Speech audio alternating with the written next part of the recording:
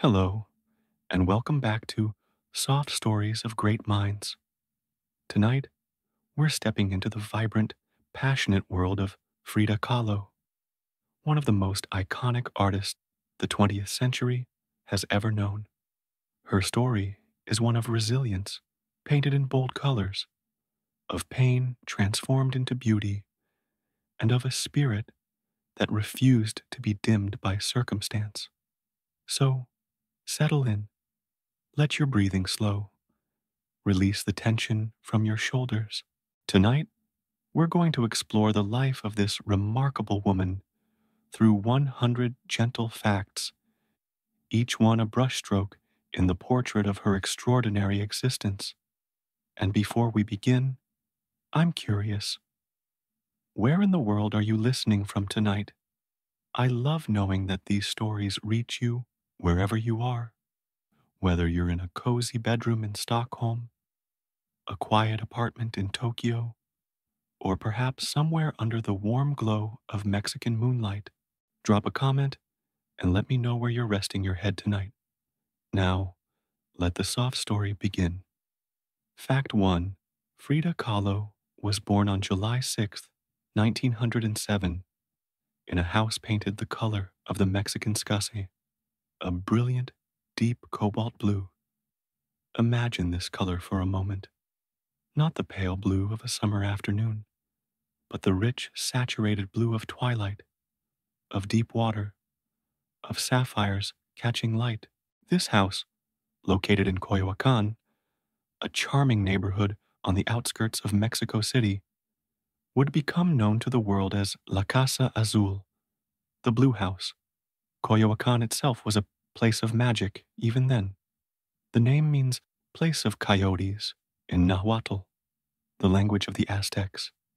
It was an old neighborhood with cobblestone streets that curved and wandered, with walls covered in bougainvillea, with fountains trickling in hidden courtyards.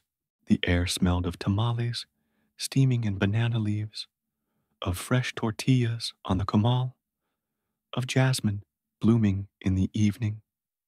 It was a place where the ancient and the modern existed side by side, where pre-Columbian pyramids stood in the shadow of colonial churches, where the old gods whispered beneath Catholic prayers. The house itself was built in 1904, just 3 years before Frida's birth. It was designed in the Spanish colonial style, built around a central courtyard, its rooms opening onto that quiet heart. The walls were thick, keeping the interior cool even in the heat of day. The ceilings were high, crossed with wooden beams. The floors were laid with beautiful tiles, each one hand-painted with traditional Mexican patterns, flowers and birds and geometric designs that had been created for centuries. It was here, within these cerulean walls, that Frida would spend most of her life. She was born in an upstairs bedroom delivered into a world of blue walls and Mexican sunshine. The house itself seemed to hold her story, its walls absorbing her laughter, her tears, her triumphs, and her sorrows. Every room would eventually carry traces of her. The dining room, where she hosted intellectuals and revolutionaries. The studio, where she transformed pain into art. The garden, where she nurtured plants and animals with the same intensity she brought to everything she touched. The house was more than shelter, it was a witness to her entire existence, a container for all the versions of Frida that would emerge over the years.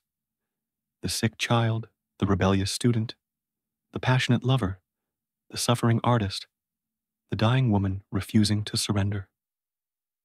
Fact 2. Her full name was Magdalena Carmen Frida Kahlo y Calderón. Say it slowly. Let each syllable roll through your mind. Magdalena Carmen Frida Kahlo y Calderón. A name as rich and complex as the woman herself, carrying within it the story of her entire lineage, her dual heritage, the collision of worlds that created her. Magdalena, after Mary Magdalene, that controversial saint, the woman who washed Jesus' feet with her tears and dried them with her hair, the devoted follower, the supposed fallen woman, redeemed, the first witness to the resurrection. In Mexican Catholic tradition, Mary Magdalene was a figure of both devotion and complexity, not quite acceptable, not quite respectable, but undeniably important. It's a fitting patron for someone like Frida. Carmen, a name steeped in Spanish tradition, derives from the Carmelite order of nuns, devoted to the Virgin of Mount Carmel.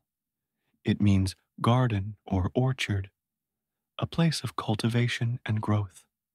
In Mexico, Carmen was a common name, traditional and safe, the kind of name given to good Catholic girls who would grow up to be good Catholic wives and mothers. Frida, meaning peace in German, came from her father's side. It was originally Frida, with that German IE diphthong. But Frida would later drop the E, making it more Spanish, more Mexican, claiming it as her own. There's irony in a name meaning peace for someone whose life was anything but peaceful. A life marked by physical pain, emotional turbulence, revolutionary passion, artistic intensity. But perhaps that's the point. Perhaps we are named for what we most need, what we most lack, what we most strive toward. Kahlo, her father's surname, was German through and through. Her paternal grandfather had been a successful jeweler in Germany. The name was solid, respectable, European. It spoke of a different world entirely from the one Frida would choose to inhabit. Orderly Germany versus passionate Mexico, restraint versus abandon, reason versus emotion. Calderon, her mother's surname, was Spanish but with deep roots in indigenous Mexico. The Calderons had been in Mexico for generations, their blood mixing with that of the native peoples, creating the mestizo culture that would become modern Mexico. This was the name that connected Frida to the ancient world of the Aztecs and Maya, to the pyramids rising from the jungle, to the gods who demanded blood and flowers. Each syllable carried the weight of her mixed heritage, the mingling of European and indigenous Mexican blood that would become such a vital part of her identity. She was the child of two worlds, two cultures, two ways of being. She belonged fully to neither and fully to both, and she would spend her life exploring this duality, celebrating it, transforming it into art.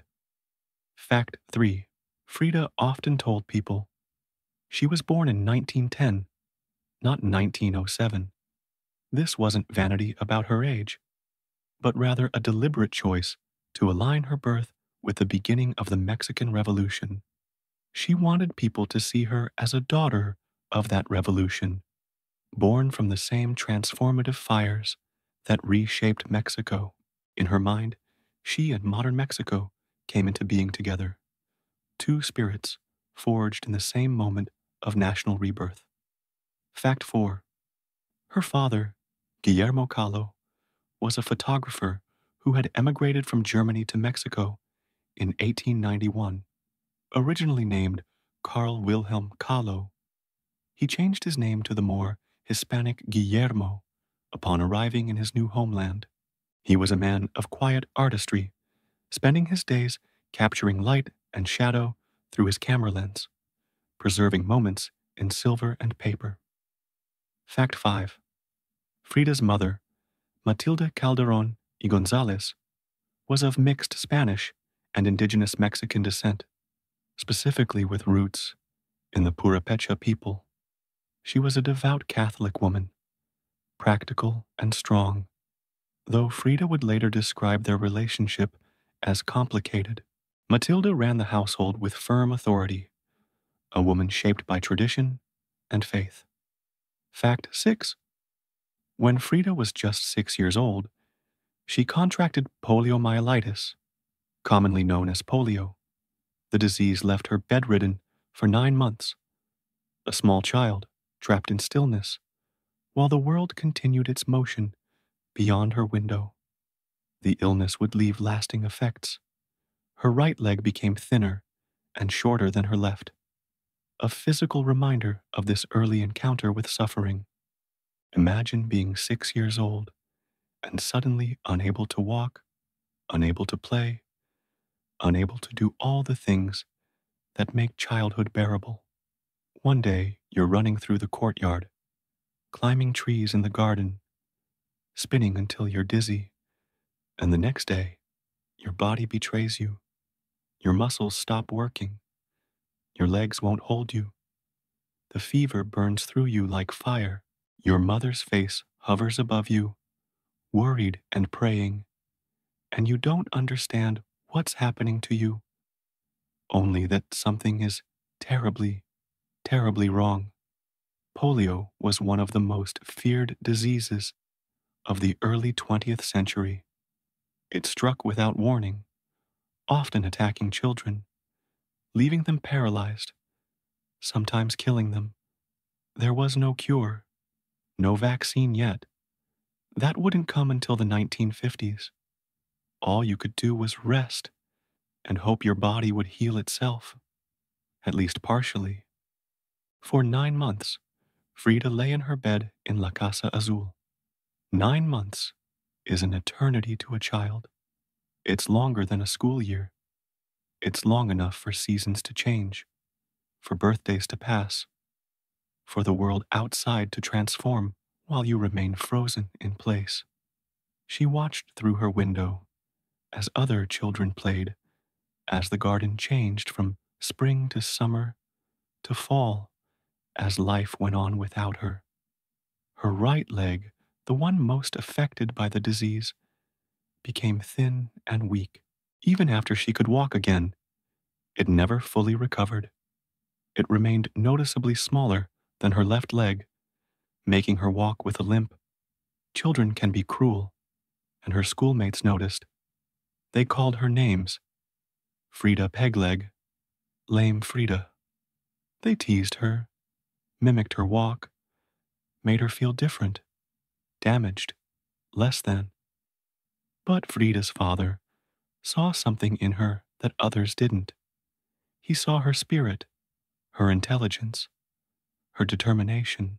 While many fathers of that era would have kept a disabled daughter at home, protected and hidden, Guillermo encouraged Frida to be strong, to fight, to refuse to let her body's limitations define her.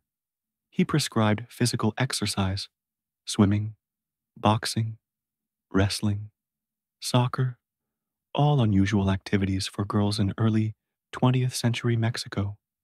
He was teaching her that her body could be strong despite its damage, that she could overcome, that she didn't have to be a passive victim of her circumstances. These 9 months of illness were Frida's first experience with the isolation and pain that would characterize so much of her later life. They were her first lesson in endurance, in finding ways to occupy a mind trapped in an immobilized body. She would draw, read, imagine elaborate stories, create whole worlds in her head to escape the prison of her sick room. She was learning skills she would need again later, after the bus accident, when pain and immobility would once again become her constant companions. The polio also marked her as different from other girls, setting her on a path that diverged from the expected trajectory of a middle-class Mexican girl. She couldn't be the delicate, decorative daughter her mother might have wanted. She had to be stronger, tougher, more determined. And in becoming that person, In refusing to be limited by her body, she was beginning to forge the fierce, independent personality that would define her entire life. Fact 7. To compensate for her weakened leg, young Frida wore 3 or 4 socks on her right foot, building up the shoe to level her gait. Even as a child, she was learning to disguise her pain, to present to the world a version of herself that transcended her physical limitations. It was an early lesson in transformation, in using creativity to reshape reality. Fact 8. Her father, understanding his daughter's isolation during her recovery from polio, encouraged her to engage in physical activities unusual for girls of that era.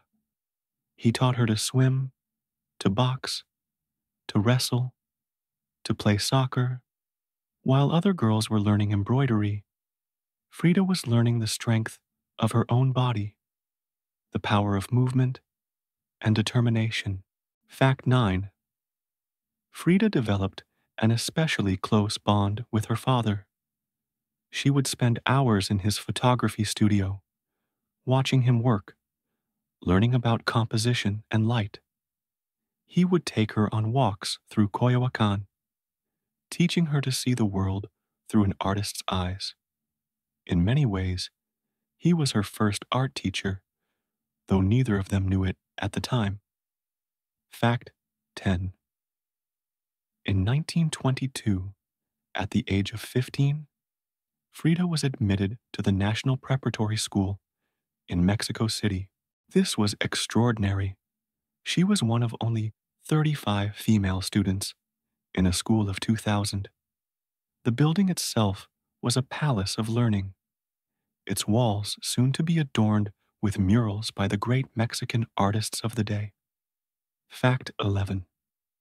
At the preparatory school, Frida joined a group of students who called themselves the Cachuchas, named after the caps they wore. These were the rebellious intellectuals, the ones who questioned everything, who discussed philosophy and politics late into the night. They read forbidden books and dreamed of transforming Mexico. Fact 12. It was at the preparatory school that Frida first encountered Diego Rivera. He was painting a mural called Creation in the school's auditorium, and she would watch him work from the shadows. The famous muralist was already 41 years old, a giant of Mexican art, and Frida was just a mischievous teenager. She would tease him, play pranks, not knowing that their futures were already intertwined.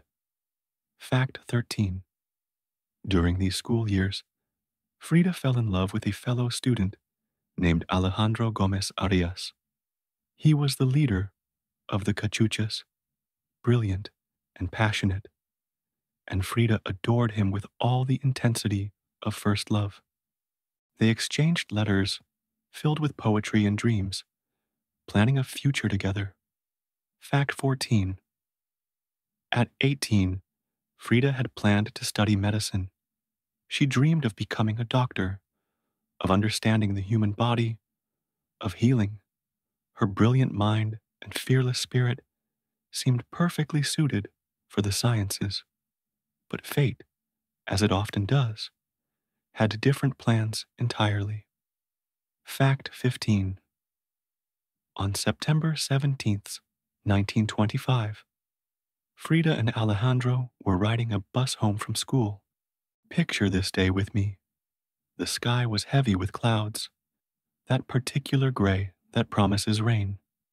The streets of Mexico City were bustling with afternoon traffic, automobiles just beginning to share the roads, with horses and carts, modern and ancient Mexico, jostling side by side. They had missed their usual bus, the one they always took, the one that would have carried them safely home. But Alejandro had wanted to stop at a shop, or they lingered too long in conversation, or something delayed them, some small, ordinary thing that would change everything. When they realized they'd missed their bus, They waited for the next one. It was more crowded, packed with workers heading home after a long day, students like themselves with books under their arms, women carrying baskets of groceries, everyone pressed together in that intimate, uncomfortable way of public transportation. Frida and Alejandro found seats toward the back. The wooden benches were worn smooth by countless passengers. The bus smelled of sweat and exhaust and the particular scent of Mexico City in those days. Dust and diesel and tortillas from street vendors. Through the windows, the city slid past. They were young, in love, talking about their future together. They had plans. They had dreams. They had no idea that time had narrowed to a needlepoint, that they were rushing toward a moment that would divide Frida's life into before and after, the girl she was and the woman she would be forced to become. The bus driver, trying to pass an oncoming electric streetcar at an intersection, miscalculated. Perhaps he was tired. Perhaps he was distracted. Perhaps he simply believed he had time. He didn't. The streetcar, massive and inexorable as fate itself, slammed into the side of the wooden bus. Fact 16. The bus they were riding collided with an electric streetcar at an intersection. The impact crushed the wooden bus like paper. Imagine the sound. Not the explosion you might expect, but something worse. Frida would later describe it as a strange crash, not violent, but dull and slow, and yet it injured everyone, her most seriously of all. There's something almost dreamlike about her description, as if the horror was so complete that it transcended ordinary violence and became something else entirely. The crash happened in slow motion, every detail etched into memory with terrible clarity. The sound of wood splintering, the shriek of metal on metal, the screams beginning, a chorus of human terror. The bus folded around the front of the streetcar like paper being crumpled by an enormous hand. The front and rear sections compressed toward each other. Alejandro would later remember that his knees touched the knees of the person sitting opposite him. Impossible geometry, made real by the force of impact. Passengers were thrown from the bus, their bodies scattered on the pavement like dropped toys. Some died instantly, their lives ending in that fraction of a second between normal and catastrophe. Others lay broken, bleeding, crying out for help that couldn't come fast enough. The scene was chaos, dust rising, people screaming, blood on cobblestones, the hiss of the damaged trolley, the groans of the wounded, the horrible silence of the dead. Alejandro crawled from the wreckage with only minor injuries, a miracle in itself. But when he looked for Frida, what he saw would haunt him forever. Fact 17. An iron handrail tore through her body, entering at her left hip and exiting through her pelvis. She later said it pierced her the way a sword pierces a bull. The pain was beyond description, beyond imagining. Fact 18. Her injuries were catastrophic. Her spinal column was broken in 3 places. Her collarbone was broken. Her 3rd and 4th ribs were fractured. Her right leg had 11 fractures. Her right foot was crushed and dislocated. Her pelvis was broken in 3 places. Her left shoulder was dislocated. The handrail had punctured her abdomen and uterus. Fact 19.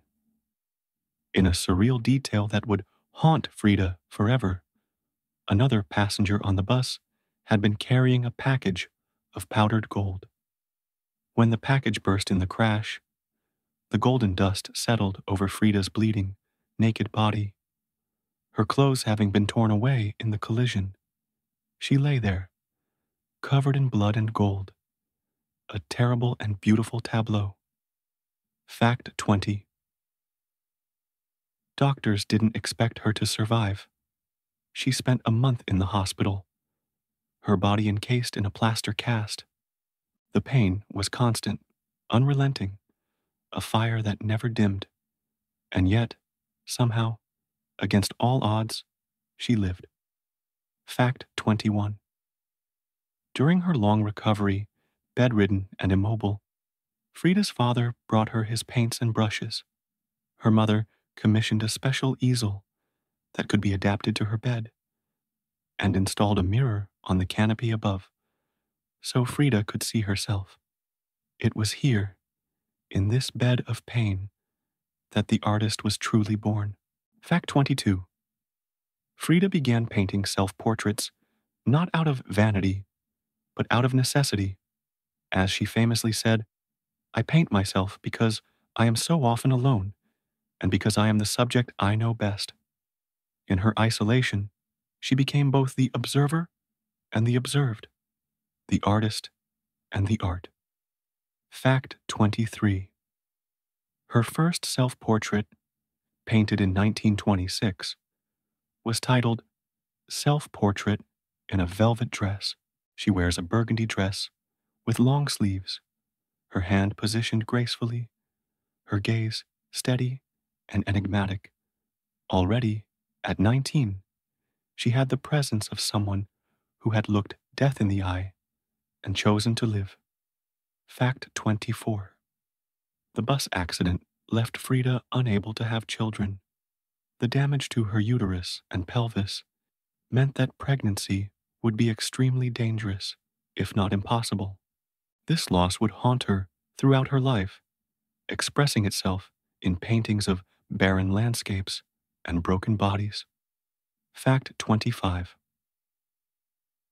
In 1927, Frida joined the Mexican Communist Party. She was drawn to its ideals of equality and justice, its vision of a world transformed. Politics became inseparable from her art, both expressions of her desire to change the world. Fact 26. In 1928, Frida reconnected with Diego Rivera at a party hosted by the photographer Tina Modotti. She brought her paintings to show him, seeking his honest opinion. He was impressed by her raw talent, her unflinching honesty. He told her, "You have talent. Continue to paint." Fact 27. Diego Rivera was 20 years older than Frida, weighing 300 pounds to her 98. He was already famous, already married multiple times before. Frida's mother described the impending marriage as one between an elephant and a dove. Yet there was something undeniable between them, a recognition of kindred spirits. Diego was already a giant in the Mexican art world when Frida sought him out. He had studied in Europe, drunk with the great artists of Paris, absorbed the lessons of Cubism and Futurism and all the avant-garde movements that were reshaping art. He had returned to Mexico a revolutionary, determined to create an art that belonged to the people, not just to the elite. His murals covered entire walls of public buildings, telling the story of Mexico's history, celebrating workers and peasants and the indigenous peoples whose culture had been suppressed for centuries. He was larger than life in every way. His appetite for everything, food, women, work, life itself, was enormous. He could paint for 20 hours straight, sustained by black coffee and the sheer force of his vision. Women fell at his feet, drawn to his genius, his passion, his tremendous vitality. He had already been married twice, had fathered children with multiple women, left behind a trail of broken hearts and angry ex-wives across 2 continents. When Frida came to him with her paintings, he saw immediately that she was different. This wasn't some society girl dabbling in art. This was something real, something raw, something powerful. Her paintings showed her own face, again and again, but they weren't exercises in vanity. They were explorations of identity, studies in suffering and survival. They had a power that moved him, that touched something in him he hadn't expected to feel. And Frida, she was drawn to him like a moth to flame. She had admired his work for years, had watched him paint that mural at her school when she was just a teenager. But now she saw him differently, not as the famous artist, but as a man, and what she saw fascinated her. His ugliness was somehow beautiful. His bulk was powerful. His intensity matched her own. He was completely inappropriate for her. Too old, too experienced, too notorious. Her mother objected violently, but that only made him more appealing. They understood each other in ways that went beyond words. Both were artists. Both were revolutionaries. Both believed that art and politics were inseparable, that beauty could change the world, that creating was a radical act. They shared a vision of Mexico reborn, freed from colonial mentality, proud of its indigenous roots, revolutionary in spirit. Their courtship was unconventional. He would visit her at La Casa Azul, and they would sit in the garden talking for hours about art and politics and life. He brought her communist newspapers and books of revolutionary theory. She showed him her paintings, and he critiqued them with brutal honesty, which she appreciated. She wore her most beautiful traditional clothing, braided her hair with ribbons, made herself into a living work of art for him. When he painted his mural at the Ministry of Education, he included her not as a pretty decoration, but as a revolutionary, distributing weapons to workers. It was his way of showing that he saw her as an equal, as a comrade in the struggle, not just as a pretty young woman to be conquered. She loved that about him, that he recognized her as more than just a romantic interest. Fact 28. They married on August 21st, 1929, in a civil ceremony at the town hall in Coyoacan. Frida wore traditional Mexican clothing, borrowed from her maid, a long skirt and embroidered blouse, her hair braided with ribbons. Diego wore a simple gray suit and carried a Colt revolver. At the reception, Diego got spectacularly drunk, smashed furniture, and waved his gun around. Frida left in tears. It was an inauspicious beginning to one of history's most tumultuous love stories. Fact 29. After their marriage, Frida began wearing traditional Tehuana dress almost exclusively. The Tehuana costume came from the Tehuantepec Isthmus in Oaxaca, the region where her mother's family originated. It consisted of a long, flowing skirt and a beautifully embroidered blouse called a huipil. The style was associated with a matriarchal society, with female power and independence. Fact 30. Frida's choice of Tehuana dress was both practical and political. The long skirts elegantly concealed her damaged leg and the medical corsets she often had to wear.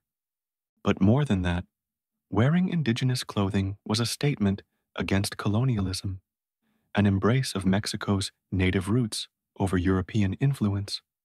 The Tehuana dress came from the Isthmus of Tehuantepec in Oaxaca, a region in southern Mexico known for its matriarchal society.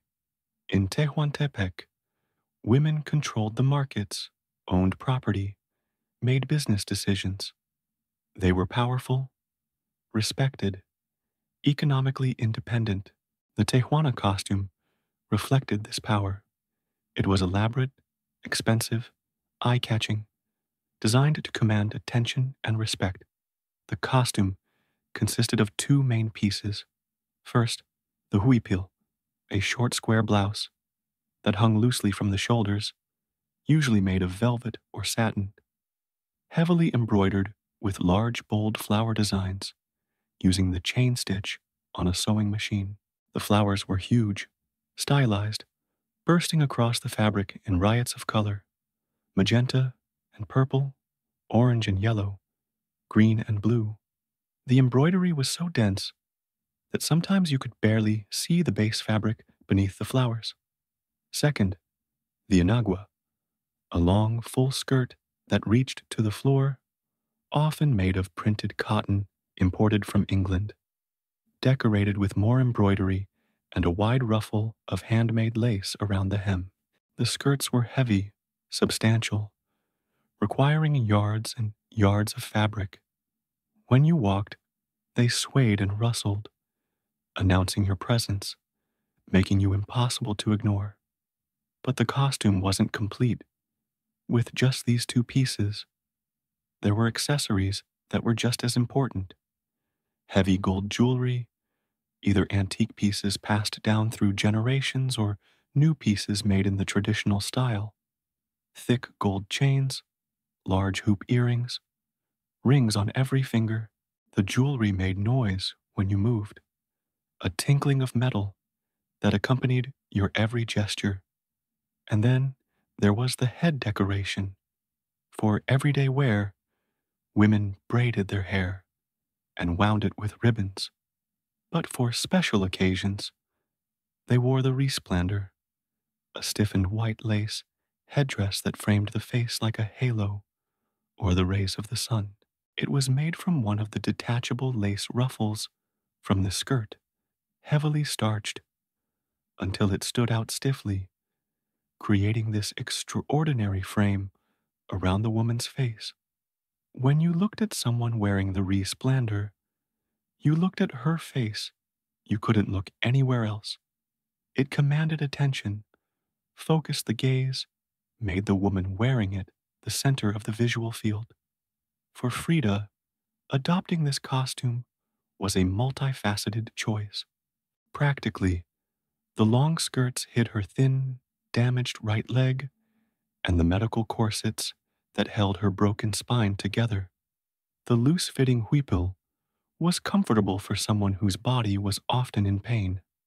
The focus on the upper body and head drew attention away from her physical difficulties and toward her face, which she made up carefully, exaggerating her eyebrows, emphasizing her features. But the costume was also deeply political. By wearing indigenous dress, Frida was making a statement about Mexican identity. After the Mexican Revolution, there was a movement called Mexicanidad, the effort to define what it meant to be Mexican, to celebrate indigenous culture, rather than trying to imitate European models. Intellectuals and artists were looking back to pre-Columbian Mexico, to the Aztecs and Maya, to indigenous traditions that had been suppressed during centuries of Spanish colonial rule. By dressing as a Tehuana, Frida was identifying herself with this indigenous Mexico, not with European Mexico. She was saying, I am not trying to be European. I am not trying to be white. I am Mexican, proudly Mexican, indigenous Mexican. She was rejecting the colonial mentality that said European was better, that indigenous was primitive and inferior. This was particularly significant because Frida herself was mixed race. Her father was German. Her mother was mestiza, of mixed Spanish and indigenous descent. She could have passed as European if she wanted to. She could have emphasized her German heritage, worn European clothes, tried to fit into white Mexican high society. Instead, she chose to identify with the indigenous side of her heritage, to celebrate it, to make it visible. Her adoption of Tehuana dress also had a feminist dimension. The Tehuana women were famous for their independence, their economic power, their refusal to be subservient to men. By dressing as a Tehuana, Frida was aligning herself with this tradition of strong, independent, powerful women.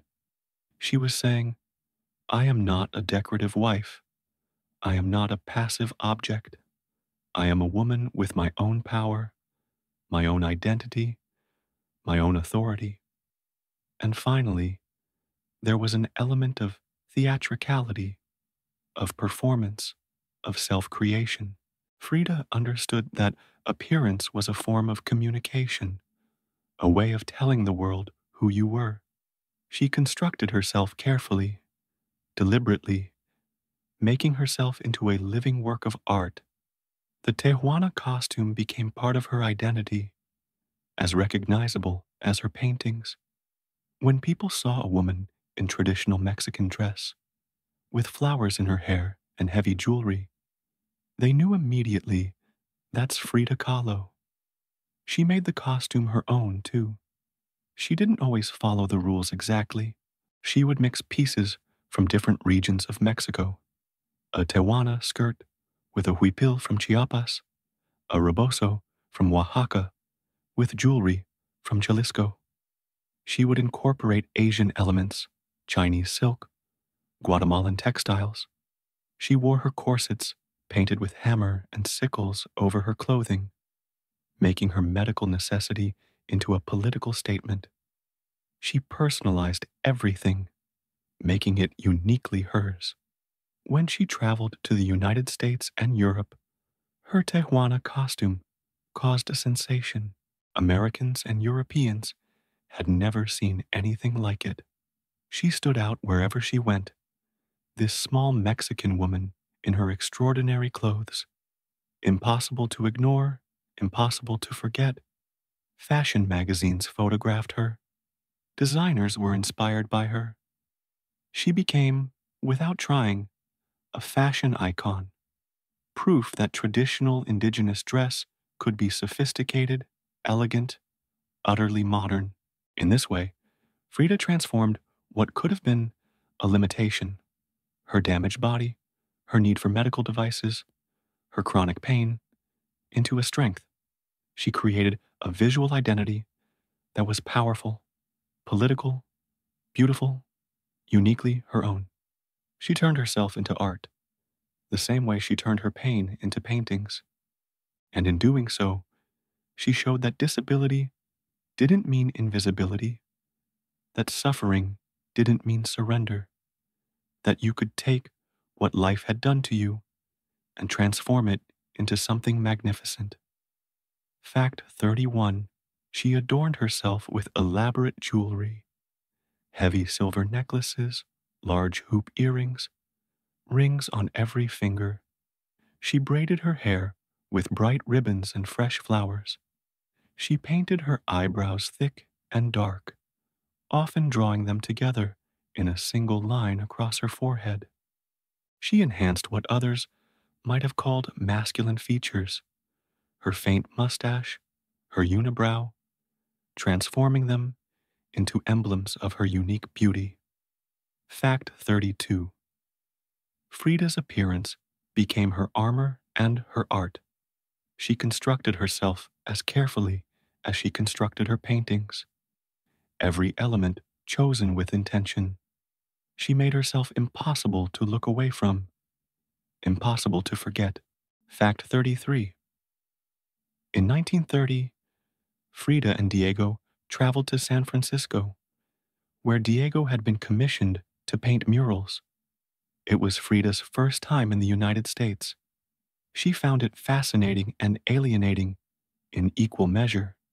This country so different from her beloved Mexico. Fact 34. In San Francisco, Frida painted the wedding portrait, Frida and Diego Rivera, though she had been married for nearly 2 years by then. In the painting, Diego holds his palette and brushes, the great maestro. Frida, tiny beside him, tilts her head toward him, adoringly. But look closely at her face.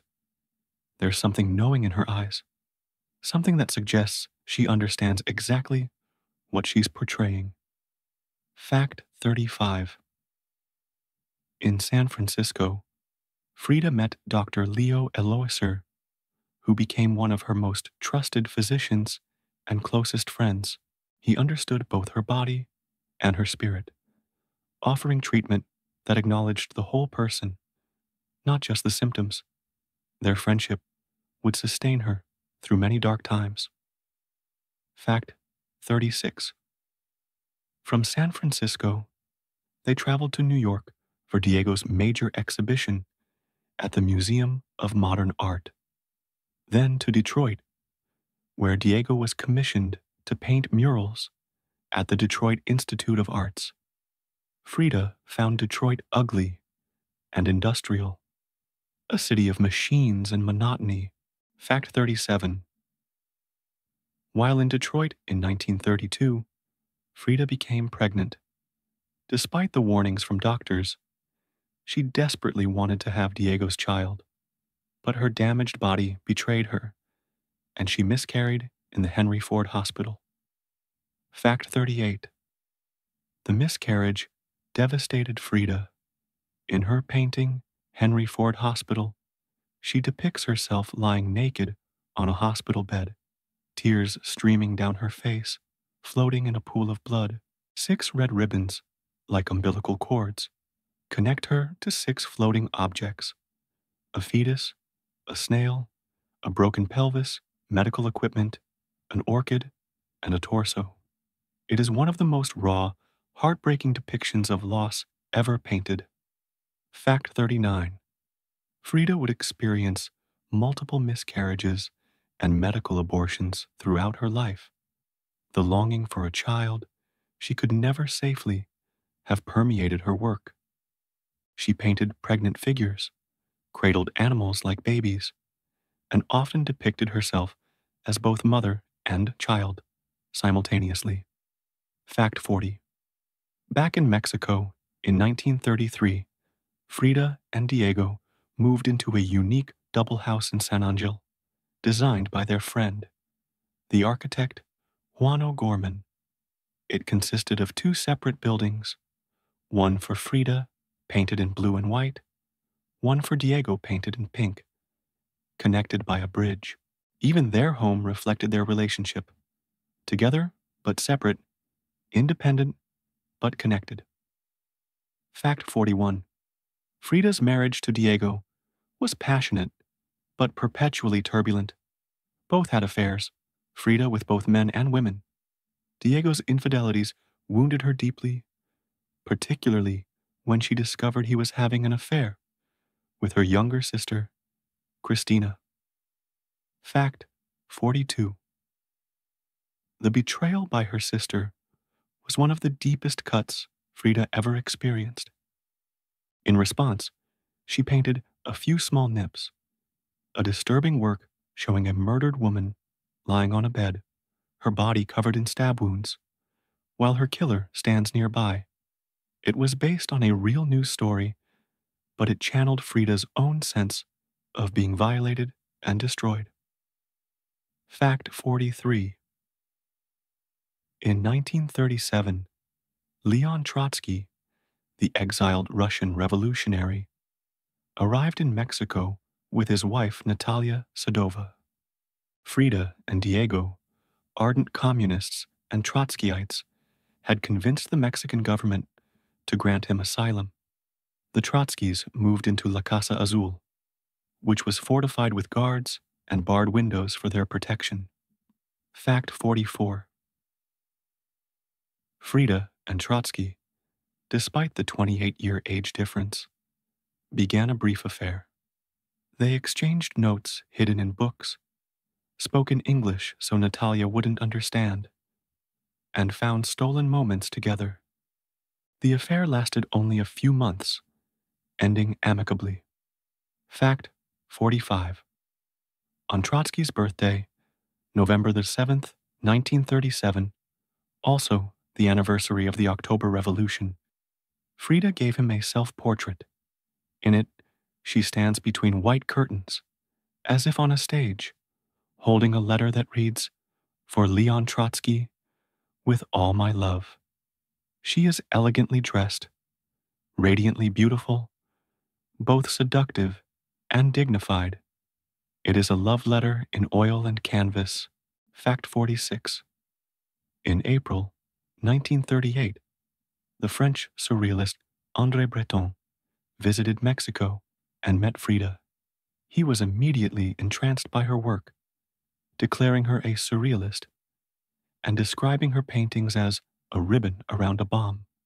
He promised to help arrange an exhibition for her in Paris. Fact 47. Frida consistently rejected the surrealist label. "They thought I was a surrealist," she said, "but I wasn't. I never painted dreams. I painted my own reality." For her, there was no difference between the surreal and the real. Her life was her art. Her art was her life. Fact 48. In November 1938, Frida had her first solo exhibition at the Julian Levy Gallery in New York. She sold half the paintings on display. The actress and socialite Claire Booth Luce commissioned a portrait. The exhibition was a critical and financial success, proving that Frida Kahlo could stand on her own as an artist, separate from Diego Rivera's shadow. Fact 49. Frida traveled to Paris in January 1939 for an exhibition of her work. She found the French surrealists pretentious and infuriating. She wrote to a friend that they were crazy intellectuals and rotten.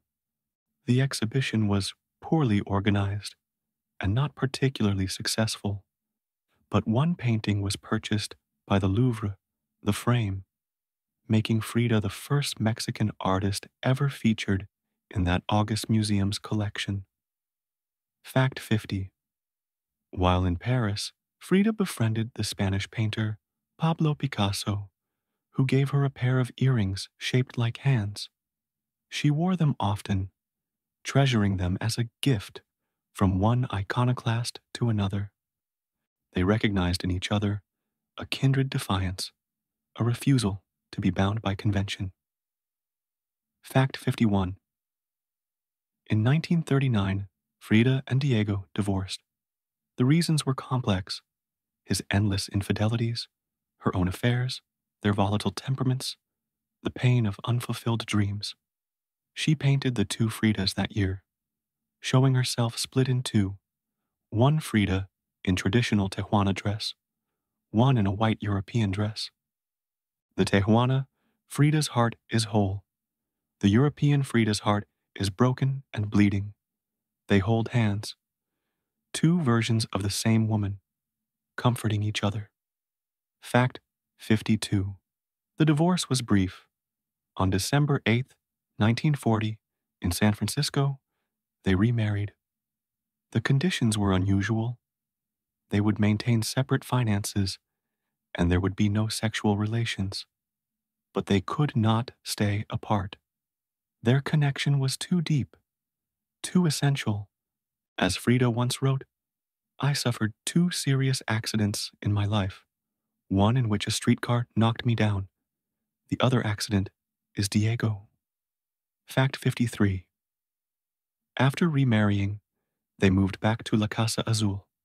Frida painted the exterior walls, that brilliant cobalt blue that would become iconic, planted a lush garden filled with plants, and created a studio upstairs where she could work.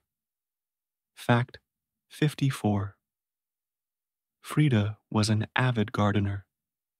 She filled the courtyard of La Casa Azul with exotic plants, tropical flowers, towering cacti, delicate orchids. She created a living sculpture garden, arranging pre-Columbian artifacts among the greenery. The garden was an extension of her art, Another canvas she painted with living things. Fact 55. Frida kept an extraordinary menagerie of pets. She had spider monkeys named Fulang Chang and Caimito de Guayabal, who would climb across her shoulders and steal food from the table. She had parrots whose brilliant plumage matched her paintings. She had a fawn named Granizo who would wander through the house. She had an eagle, rather unflatteringly named Gertrude White Shit. The monkeys were her favorites, or perhaps just the most demanding of her attention. Spider monkeys are intelligent, social, mischievous creatures, and Fulang Chang and Caimito were no exceptions. They had the run of La Casa Azul, swinging from the rafters, climbing the curtains, investigating everything with their clever little hands. They would sit on Frida's shoulder while she painted, occasionally reaching out to touch the canvas with paint-stained fingers, adding their own contributions to her art. Fulang Chang was particularly bonded to her. He would sleep curled against her at night, his long tail wrapped around her arm. When she was confined to bed, in pain from another surgery, or simply too weak to move, he would stay with her, bringing her small treasures he found: a flower from the garden, a pretty stone, a button that had fallen off someone's clothing. He seemed to understand that she was hurting, that she needed comfort, and he offered what comfort he could in his simple animal way. The parrots brought color and noise to the house. Their bright feathers, emerald green, scarlet red, sapphire blue, brilliant yellow, were like Frida's paintings, made flesh. They would screech and chatter, especially in the mornings, filling the house with sound. She taught them to say phrases in Spanish, though they often garbled the words in amusing ways. One learned to whistle the Internationale, the communist anthem, which delighted Frida endlessly. Granizo, the fawn, was impossibly beautiful, all legs and enormous liquid eyes, soft spotted coat, delicate hooves clicking on the tile floors. He would follow Frida through the garden, like a dog, pressing his velvet nose into her hand, wanting treats. Deer were sacred to the Aztecs, associated with the gods, and Frida loved this connection to ancient Mexico. She would paint him, capturing his grace, his gentleness, eventually using his form combined with her own face in the wounded deer, transforming him into a symbol of her own suffering. The eagle, Gertrude White Shit, earned her unfortunate name through her habit of defecating on things Frida valued: paintings, clean laundry, guests. But Frida loved her anyway, admired her fierce predator's gaze, her powerful wings, the way she was utterly herself without apology. Eagles were important in Aztec mythology, associated with the sun, with warriors, with strength. Having one as a pet was Frida's way of claiming that power for herself. Fact 56. Most beloved of all were her Xoloids Quintly dogs, the hairless Mexican breed with ancestry traceable back to the Aztecs. Her favorite was named Mr. Xolotl, and he appears in several of her paintings. These ancient dogs were believed by the Aztecs to guide souls through the underworld. In keeping these dogs, Frida was maintaining a connection to Mexico's pre-Columbian past. The Xoloitzcuintli, or Xolo for short, is one of the oldest dog breeds in the world, dating back over 3,000 years. They're hairless, with smooth, warm skin the color of stone or clay, large, upright ears, and dark, intelligent eyes. The Aztecs considered them sacred, believing they possessed healing powers. They were often buried with their owners to guide them through Mictlan, the Aztec underworld, across the 9 rivers, and past the 9 levels of death to reach eternal rest.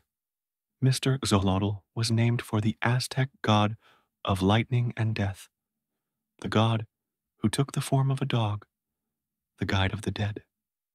It was a fitting name for a creature Frida saw as her companion on her own journey through pain and darkness. He was utterly devoted to her, following her from room to room, lying at her feet while she painted, sleeping on her bed at night. His warm body was a comfort when pain kept her awake, a living reminder that she was still part of the world of the living, still connected to warmth and breath and heartbeat. She loved the way he looked, so strange, so ancient, so unlike the fluffy European breeds that other wealthy Mexicans kept. He looked like he had walked out of a codex, an ancient Mexican book, like he carried 3,000 years of history in his DNA. When she painted him, she was painting Mexico itself, the deep Mexico that existed before the Spanish came, the Mexico of pyramids and ball courts and human sacrifice, the Mexico that persisted beneath the veneer of colonial Catholicism. In one of her most famous paintings, The Love Embrace of the Universe, Earth, myself, Diego, and Mr. Xolotl, she depicted herself cradling Diego like a baby, while being cradled herself by a figure representing Mother Earth, who in turn is held by a cosmic figure representing the universe. And there, in this nested embrace, sits Mr. Xolotl, alert and dignified, watching over them all. Even in her most mystical, most cosmological painting, she included her faithful dog, because he was part of her world, part of her family, part of what made her who she was. Fact 57. Frida's animals were more than pets. They were her companions, her children, her comfort. Unable to have human children, she lavished her maternal love on these creatures. They appear in her paintings, dignified and wise, often with more gravitas than the human figures. Fact 58. Throughout her life, Frida underwent more than 30 surgeries. Her spine required multiple operations. Her damaged leg needed repeated attention. Her body was a battle she fought every single day, a war that never ended. Fact 59. From 1940 to 1954, Frida wore 28 different corsets to support her damaged spine. They were made of leather, steel, plaster, rigid cages that held her broken body together. But Frida, being Frida, transformed even these medical devices into art, painting them with flowers, hammers, and sickles, images that made beauty from necessity. Fact 60. Despite her growing fame, Frida struggled financially through much of her life. She refused to compromise her artistic vision to please collectors. She painted what she needed to paint, not what the market demanded. Only in the mid-1940s did she begin to earn enough to live comfortably from her art alone. Fact 61. In 1943, Frida was invited to become a founding member of the Seminario de Cultura Mexicana, a group of artists and intellectuals dedicated to promoting Mexican culture. It was an honor that recognized her not just as an artist, but as a cultural ambassador. Fact 62. She also began teaching at La Esmeralda, the National School of Painting, Sculpture, and Printmaking. Her students adored her. When her health prevented her from traveling to the school, they came to her. She taught them in her garden, in her studio, sharing not just technique, but philosophy.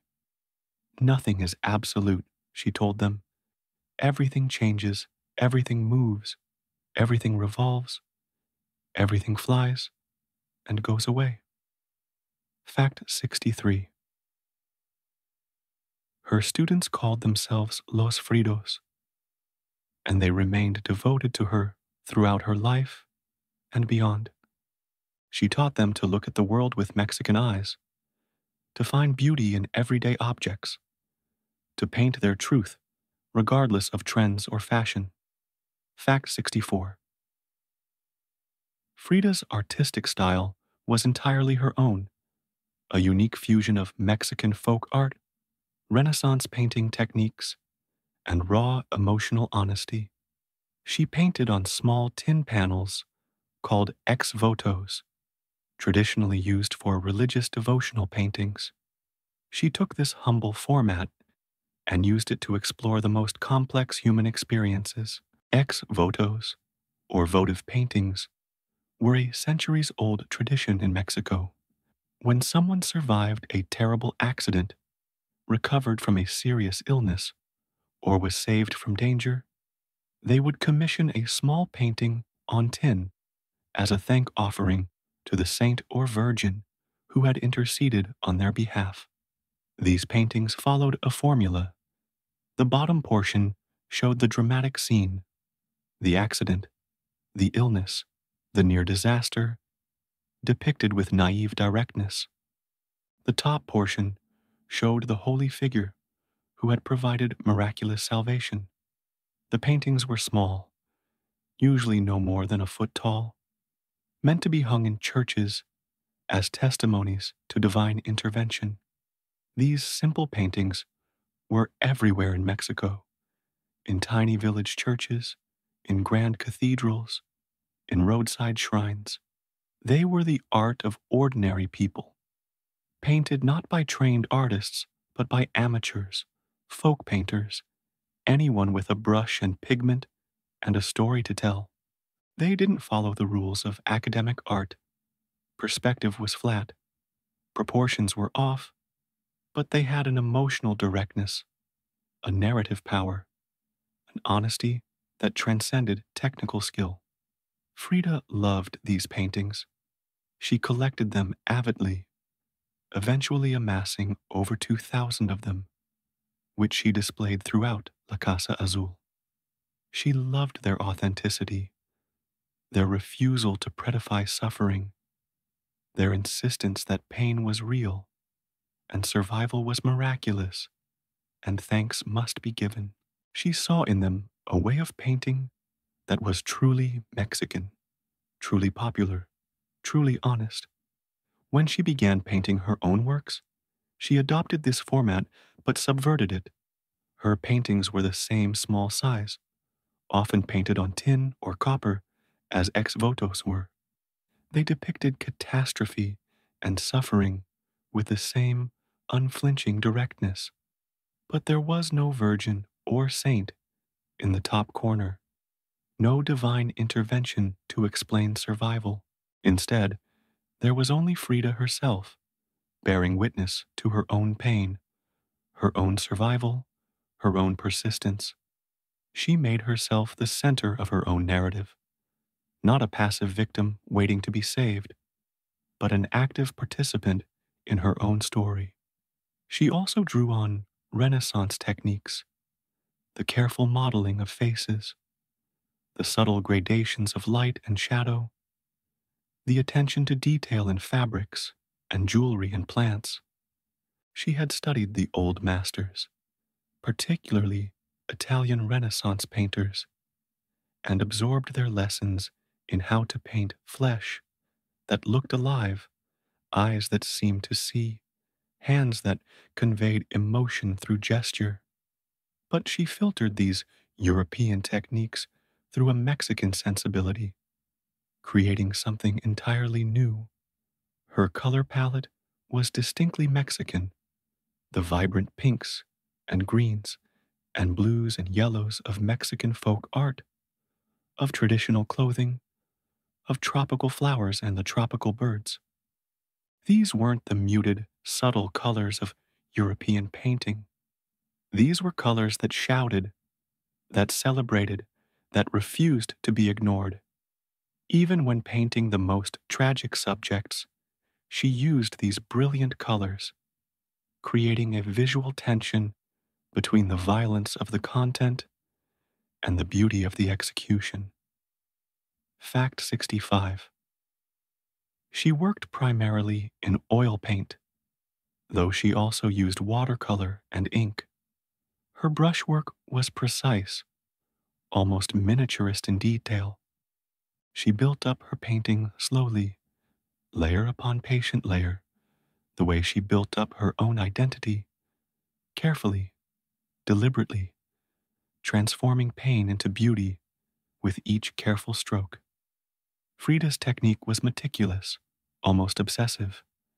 She would begin with careful sketches, planning out every element of the composition. Then she would transfer the sketch to her surface, usually tin or masonite or canvas, and begin building up the painting in thin layers. She would let each layer dry completely before adding the next, creating depth and luminosity through the transparency of multiple glazes. Her brushes were tiny, some no thicker than a single hair, allowing her to paint the most minute details, the individual hairs of her eyebrows, the veins and flower petals, the texture of woven fabric, the shine of tears on a cheek. She could spend days on a single square inch of canvas, perfecting it, getting it exactly right. This painstaking process was partly aesthetic choice and partly necessity. She was often in too much pain to work for long periods, so she painted slowly, in short sessions, building up her paintings the way a coral reef builds, incrementally, over time. The precision of her work contrasts sharply with the emotional rawness of her content. The paintings show such brutal subjects: her broken body, her bleeding heart, her tears and suffering, but they're painted with the careful control of a master craftsman. It's this contrast that makes them so powerful. She's not losing control, not surrendering to her emotions. Instead, she's transforming them, making them beautiful, making them bearable, making them art.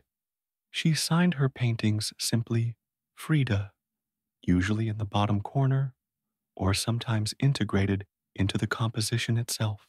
Just her first name, no surname needed. It was both intimate and presumptuous. Intimate, because she invited viewers into her personal world. Presumptuous, because she assumed we would know who Frida was. And eventually, of course we did. Eventually, just Frida was enough. Fact 66. Of the roughly 143 paintings she created in her lifetime, 55 were self-portraits. Imagine that. Nearly half her entire body of work was examinations of her own face, her own body, her own experience. She studied herself with the intensity of a scientist and the passion of a lover. Think about what this means. Most of us avoid looking at ourselves too closely. We glance in mirrors, fix our hair, check our teeth, and look away. We're uncomfortable with sustained self-examination, but Frida spent thousands of hours staring at herself, studying every line of her face, every angle of her features, every nuance of her expression. She knew her own face better than most of us will ever know anything. Each self-portrait was different. Sometimes she portrayed herself as strong, defiant, unbroken. Sometimes she showed herself wounded, vulnerable, on the edge of despair. Sometimes she was the Earth Mother, crowned with flowers, surrounded by lush foliage. Sometimes she was the suffering martyr, pierced with arrows or nails, her body broken, but her spirit intact. Sometimes she was the bride, dressed in her best clothes, offering herself in love. Sometimes she was the divorced divorcee, shorn of her long hair, dressed in men's clothing, angry and hurt and determined to survive. She painted herself with different backgrounds, sometimes lush gardens, sometimes barren deserts, sometimes surreal dreamscapes where the laws of physics didn't apply and the boundaries between body and world dissolved. She painted herself alone and with others, with Diego, with her monkeys, with her dogs, with spectral figures from Mexican mythology. She painted herself during different stages of her life, as a child, as a young woman, as an aging woman facing death. Through these self-portraits, we can trace her entire life story, the physical deterioration of her body, the evolution of her style, the changes in her emotional state. They're like pages in a visual diary, each one capturing a moment in time, a particular way of seeing herself, a particular truth she needed to express. Taken together, they form a complete picture of a human life in all its complexity and contradiction, painted from the inside out. Fact 67. One of her most famous paintings, The Broken Column, painted in 1944, shows Frida with her torso split open to reveal a crumbling ionic column where her spine should be. Her body is held together by a medical corset, and nails pierce her skin all over like the arrows of Saint Sebastian. She stands in a barren landscape, tears running down her face, but her gaze is direct, unflinching, almost defiant. Fact 68. In Self-Portrait with Thorn Necklace and Hummingbird, painted in 1940, Frida wears a necklace made of thorns that dig into her neck, drawing blood. A dead hummingbird hangs from the necklace like a pendant. A black cat perches on one shoulder, a monkey on the other. Behind her, lush tropical vegetation frames her head like a halo. It is beautiful and disturbing in equal measure, a meditation on suffering and endurance. Fact 69. Her painting, The Wounded Deer, shows a deer with Frida's face, pierced by 9 arrows, running through a dark forest. The deer bleeds but does not fall. It is an image of perpetual wounding, of pain that never ends but is somehow endured. At the bottom, Frida wrote, "Karma, karma," suggesting she viewed her suffering as somehow fated, inevitable. Fact 70. Frida's paintings are filled with symbols drawn from Catholic imagery and Aztec mythology. Hearts appear outside of bodies, connected by arteries to other figures. Monkeys represent fertility and mischief. Dogs guide souls to the afterlife. Broken columns stand in for broken spines. She created a personal mythology, a visual language all her own. Fact 71. She painted fruits and vegetables with an intensity that made them seem almost alive. Watermelons split open to reveal their vibrant red flesh. Papayas cut to show their seeds. Coconuts weeping tears. Even her still lifes were portraits, conveying emotion through inanimate objects. Fact 72. One of her last paintings, completed just days before her death, was titled Viva la Vida, Long Live Life. It shows a still life of watermelons, vibrant and joyful, almost bursting with color. She painted the title in red letters on a slice of melon. It was a final affirmation, a declaration that despite everything, life was beautiful. Life was worth celebrating. Fact 73. Frida kept a diary during the last 10 years of her life. It was not a conventional diary. There were few dates, few references to specific events. Instead, it was filled with sketches, paintings, poems, automatic writing, explorations of her unconscious mind. The pages were explosions of color and feeling, raw and unfiltered. The diary was a small book, perhaps 6 inches by 8 inches, with pages of good thick paper that could hold paint and ink without bleeding through. She began it in 1944, when she was 37 years old, and her health was beginning its final, steep decline. For the next decade, until just days before her death, she would pour herself into these pages. Unlike her formal paintings, which were carefully composed and painstakingly executed, the diary was spontaneous, immediate, unfiltered. She worked quickly here, letting her hand move across the page, without her rational mind interfering too much. She used colored inks, watercolors, gouache, crayons, whatever was at hand. Sometimes she wrote words, sometimes she drew images, sometimes both at once, text and image intertwining until they became inseparable. The diary was influenced by the surrealist concept of automatic writing, the idea that if you wrote or drew without thinking, without censoring, you could tap into your unconscious mind, revealing truths that your rational mind kept hidden.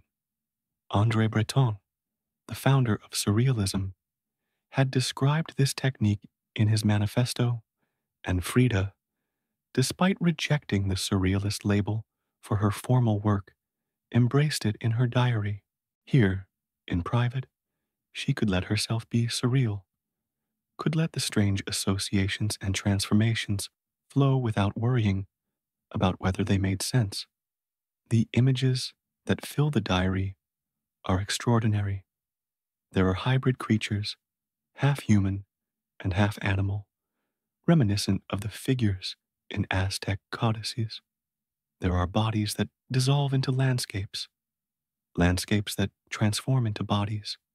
There are feet everywhere, disembodied feet, feet with wings, feet being amputated, feet walking away. There are eyes and hearts and blood vessels, anatomical studies mixed with mystical symbolism. She drew Diego obsessively. His face appears again and again, sometimes realistic, sometimes abstract, sometimes combined with her own face, as if they were becoming one being. She wrote his name over and over, like a mantra or a prayer. She created elaborate diagrams showing their relationship, trying to map something that resisted mapping, to explain in visual terms a connection that transcended words. Fact 74. In her diary, she wrote about her love for Diego with the intensity of religious devotion. She wrote his name over and over, drew his face, created diagrams showing how he was everything to her: husband, friend, mother, father, son, self. Diego, me, she wrote. Diego, universe. She filled entire pages with variations of his name. Diego, Dieguito, mi Diego, Diego mío, Diego niño, Diego Rivera. Each iteration was written in a different size, a different color, a different script, as if she was trying to capture all the different Diegos who existed: the famous muralist, the unfaithful husband, the beloved companion, the child she never had. She wrote passionate declarations of love that read like religious ecstasy. Diego, principio. Diego, constructor. Diego, mi niño. Diego, mi novio. Diego, pintor. Diego, mi amante. Diego, mi esposo. Diego, mi amigo. Diego, mi madre. Diego, mi padre. Diego, mi hijo. Diego, yo. Diego, universo. Diversidad en la unidad. Diego, beginning. Diego, builder. Diego, my child. Diego, my boyfriend. Diego, painter. Diego, my lover. Diego, my husband. Diego, my friend. Diego, my mother. Diego, my father. Diego, my son. Diego, me. Diego, universe. Diversity in unity. This wasn't the language of ordinary love. This was the language of mysticism, of someone whose love had transcended normal boundaries and become cosmic, all-encompassing, a love that contained multitudes. She wasn't just saying she loved him. She was saying he was her entire world, her reason for being, the axis around which everything turned. And yet, scattered through the diary are also moments of pain, of rage at his infidelities, of despair at their failures. Feet, what do I need them for if I have wings to fly? She wrote defiantly. But also, I am disintegration. Both statements were true. She could be strong and broken simultaneously, defiant and despairing, celebrating and mourning. Fact 75. She also used her diary to explore the meanings of colors. Blue meant electricity and purity. Yellow meant madness, illness, fear, but also part of the sun and happiness. Red was blood. Who knows? Green was good, warm light. Each color had emotional resonance, psychological depth. This color analysis appears on one of the most famous pages of the diary. She created a chart listing colors down the left side and their meanings next to them. But the meanings weren't straightforward. They were contradictory, ambiguous, shifting. Yellow could be madness or happiness. Red was blood, but was that bad or good? Blood meant life and death, creation and destruction. It was the blood of menstruation, of birth, of injury. It was sacred and profane, beautiful and terrible. This way of thinking about color was very Mexican, reflecting the complex symbolism of color in Mexican folk art and indigenous traditions. Colors weren't just aesthetic choices, they carried meaning, told stories, conveyed emotions that words couldn't capture.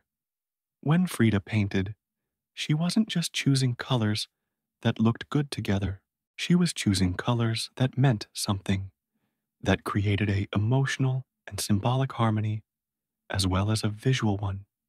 Green, for example, was the color of Mexican Independence Day, the color associated with hope and renewal, but also the color of decay, of things that had died and were being reclaimed by nature. Blue was the color of La Casa Azul, the color of the Virgin Mary's robes in Catholic imagery, the color of deep water and deep sky. But also, in Spanish, azul could suggest sadness. A star azul meant to be sad.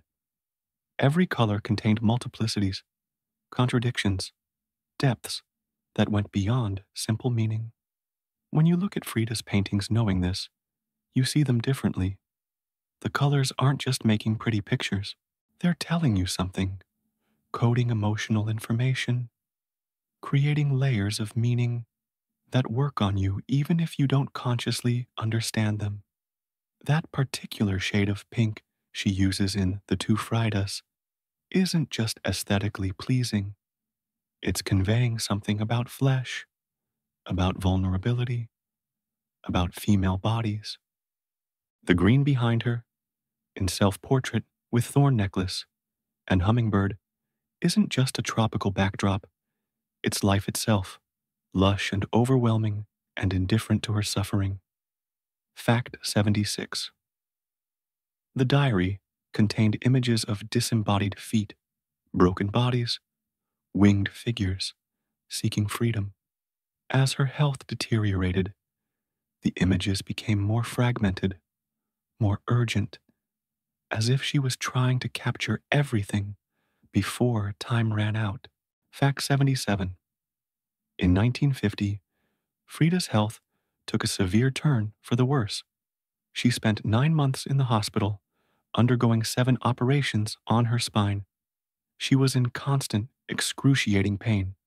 She began taking increasingly powerful medications, morphine, Demerol, which helped with the pain but left her mind clouded. Fact 78. Despite her declining health, she continued to paint. When she couldn't stand at her easel, she painted from bed. When she couldn't hold a brush for long, she worked in shorter sessions.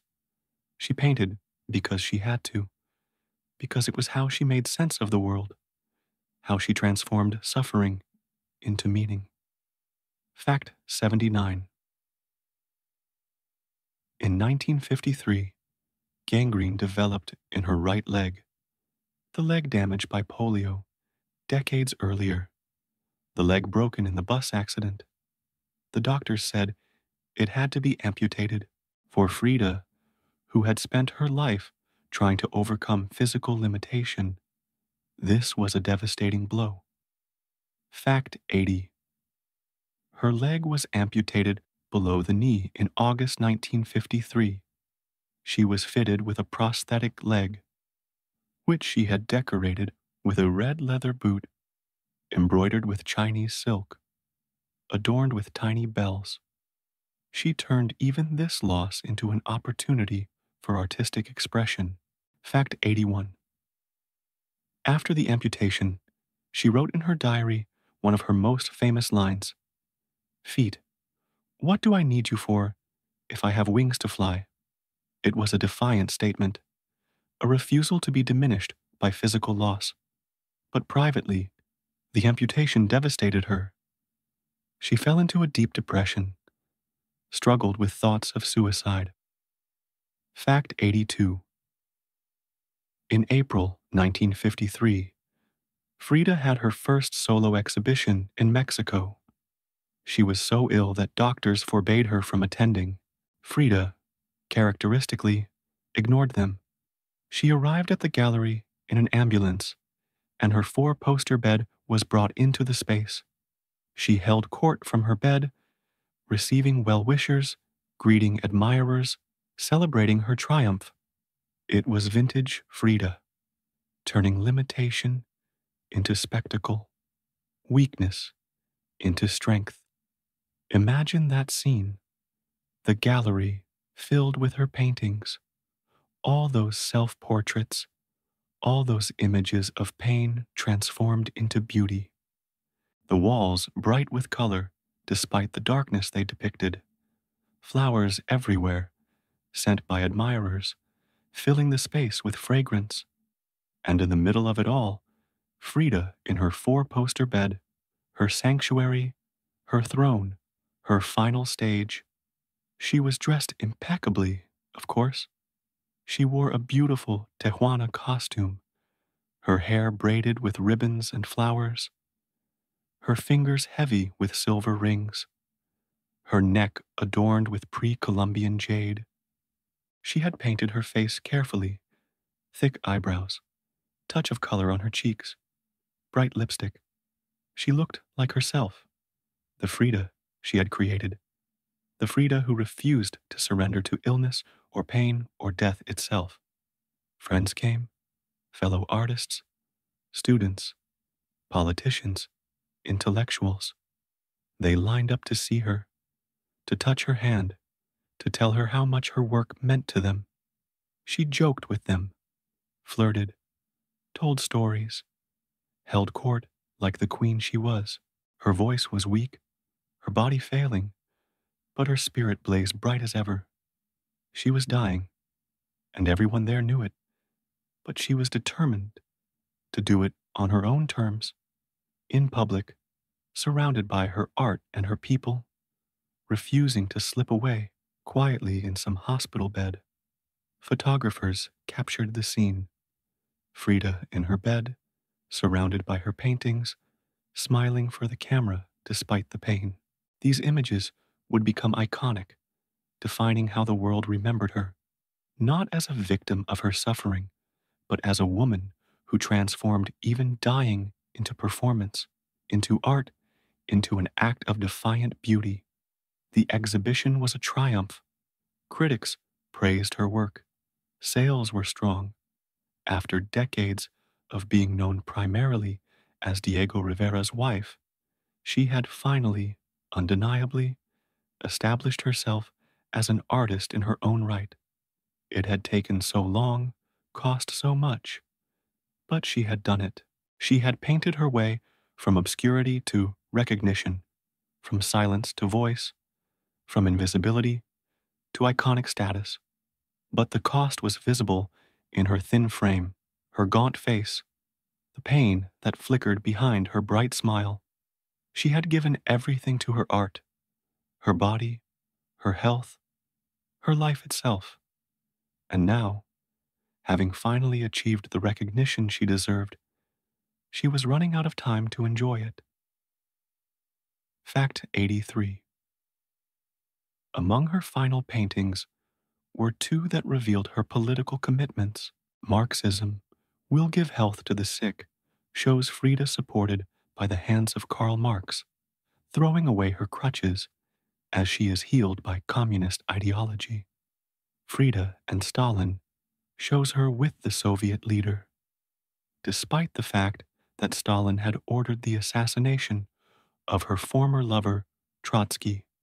These late works show her wrestling with faith, political faith, faith in ideology, faith in something larger than her failing body. In Marxism, Will Give Health to the Sick, she painted herself in her medical corset, that cage of leather and steel that held her broken body together. But in the painting, she's standing, throwing away her crutches, liberated by the massive hands of Karl Marx that reach down from the sky like the hands of God in a Renaissance painting. She painted a dove of peace, the hammer and sickle, the symbols of her political faith. On one side of the painting, she shows diseased capitalism, a figure representing Uncle Sam strangling a person of color. On the other side, workers united, victorious, free. It's a painting of desperate hope. By this point, her body was failing catastrophically. The medications that dulled her pain also clouded her mind. She couldn't paint with the precision she once had. The brushwork is looser, less controlled, but the vision is powerful. She's painting what she wants to believe, that her suffering has meaning, that it's part of a larger struggle, that the revolution will heal not just her, but all the wounded, all the oppressed, all the broken people of the world. The painting with Stalin is more troubling. Stalin had ordered Trotsky's murder, had sent assassins to Mexico to kill the man Frida had once loved, had once sheltered in her own home. She knew this. Everyone knew this. And yet here she was, painting herself with Stalin, seeking his approval, his blessing. Was it political expedience? A genuine shift in loyalty? The confused thinking of a mind clouded by pain medication? We'll never know. But it shows the complexity of her political beliefs, the way she grappled with ideology, even as her body fell apart. These final political paintings are difficult to look at now, knowing what we know about Stalin's crimes, about the betrayal of revolutionary ideals. But they show Frida still engaged with the world, still fighting, still believing that change was possible, that art and politics could transform reality. Even dying, she was painting her vision of a better world. Fact 84. In her final months, Frida was largely bedridden, suffering from bronchopneumonia. She was weak, often in pain, reliant on ever-increasing doses of medication. And yet, on July 2nd, 1954, just 11 days before her death, she insisted on attending a political demonstration protesting American intervention in Guatemala. She appeared in her wheelchair, determined to take her stand, to be counted among those fighting for justice. Guatemala had elected a progressive, democratically chosen president, Jacobo Arbenz, who had instituted land reforms that threatened American business interests, particularly the United Fruit Company. The CIA, at the behest of these corporate interests, orchestrated a coup to overthrow him. To Frida and Diego and their comrades, this was exactly the kind of imperial aggression they had spent their lives fighting against. Wealthy foreigners crushing the will of the people, profits placed above human rights, democracy destroyed to protect corporate interests. Despite being desperately ill, despite knowing that the exertion could kill her, Frida insisted on going to the demonstration. She was dressed, as always, in traditional Mexican clothing. She was lifted into her wheelchair. Diego walked beside her as they joined the thousands of protesters filling the streets of Mexico City. People cheered when they saw her. This legendary figure, this icon of Mexican culture and resistance. She raised her fist in the communist salute. She shouted slogans with what little strength remained in her voice. She was there, present, bearing witness, refusing to be silent even as her body failed. Photographs from that day show her in her wheelchair, small and fragile, but her face is set with determination. Her eyes burn with the same fire that had always animated her. She looks like she's exactly where she wants to be, doing exactly what she should be doing, standing or sitting in solidarity with all those who resist oppression. It was her final public appearance, her last political act, and it was entirely in character. She had lived fighting, and she would die fighting. The exertion worsened her condition dramatically. That night, back at La Casa Azul, her fever spiked. Her pain intensified beyond bearing. The infection in her lungs was winning, shutting down her body system by system. The end was close now, and she knew it. Fact 85. The demonstration worsened her condition. That night she developed a high fever and was in extreme pain. But she spoke with visitors, drew in her diary, seemed to know her time was coming to an end. Fact 86. Her last diary entry, written in the days before her death, was accompanied by a drawing of a black angel. "I joyfully await the exit," she wrote, "and I hope never to return. Frida." It was a mixture of exhaustion and defiance, relief and acceptance. She had fought for so long, endured so much. She was ready to rest. Fact 87. On the morning of July 13th, 1954, Frida's nurse found her dead in her bed. She was 47 years old. The official cause of death was listed as pulmonary embolism, though no autopsy was performed.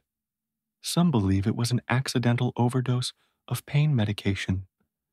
Others suggest it may have been suicide. We will never know for certain. Fact 88. Diego Rivera was devastated by her death. In his autobiography, he wrote that July 13th, 1954, was the most tragic day of his life. He wrote that he realized, too late, that the most wonderful part of his life had been his love for Frida. Fact 89. Frida's body was displayed at the Palacio de Bellas Artes, Mexico's premier cultural center. Controversially, her casket was draped with a flag bearing the hammer and sickle of the Communist Party.